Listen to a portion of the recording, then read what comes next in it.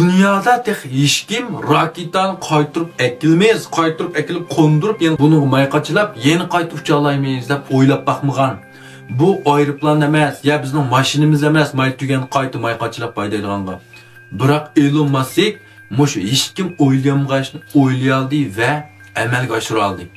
Shuning uchun bu hech kim topmagan pulni tepiyotdi. Elon Musk o'yladi-da, bu raketani shuncha qimmat pulga yossam, bu bir qatim uçqa vaqti uçib bo'ng'il portlab tugab ketsa, bir qatim yeni qayt yazsam, aeroplan mashinada nechasi qimmat narsa tursa, osh narsaga mayjalab qayt necha 10 yil ishlatgan raketani nima ishlatib olmaydi deb, shuni raketani muvaffaqiyatli yondirib kelib qo'ndudi.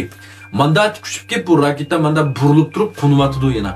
Suv suyum qo'ndadi, quruqliqim qo'ndadi. Hozirgi rekordni bir raketani 132-qatim qayta ishlatdi-ku deyman men bilishimcha. Mana shuning bilan bu yerki SpaceX degan dunyodagi eng katta olam texnik shirkatiga aylandi. Elon Muskning eng katta shahrs, eng katta boyga aylandi. Shunaqa. Endi buning qilgan ishlarining hammasi sizlar biz emas, dunyodagi katta boylarmi qilishga emas, o'ylashga jur'at qilolmayotgan ishlar. Mesela adam menisini kompüterga ulab program qachilab qo'yish, shuni bir yak opadi hozir. Shunaqa, endi Marsda bir mahalla qurib, kishilarni shu Marsga olib chiqib, Marsda yashamoqchi bu. Marsga bizni sayohatga o'rinlashtirmoqchi. Endi bu Elon Musk qanday qadam?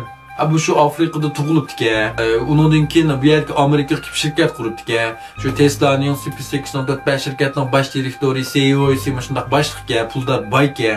Shunda oddiymi? Hamda shu bu baya degandek, dunyoda shu katta korxonchi, katta boylarni qilishga jur'at qilolmayotgan ishlarni qilib, muvaffaqiyat qozonishga, shular topolmayotgan pulni tepib, shunda boy bo'lib ketibdi. Aqda bu shunami haq qilolmaganini bu qila olgankin haq topolmagan pulni tepish kerak. Buning ishni to'g'ri debmi to'g'ri qilinmaydi.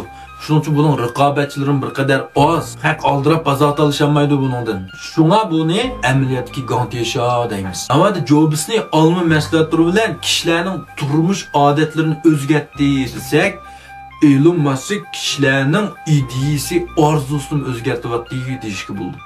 Masalan, bunun bir nurg'un kishilarning umrlik orzusi dunyoni bir sayohat qilsam, butun dunyoni bir ko'rib kelsam bo'lishi mumkindi.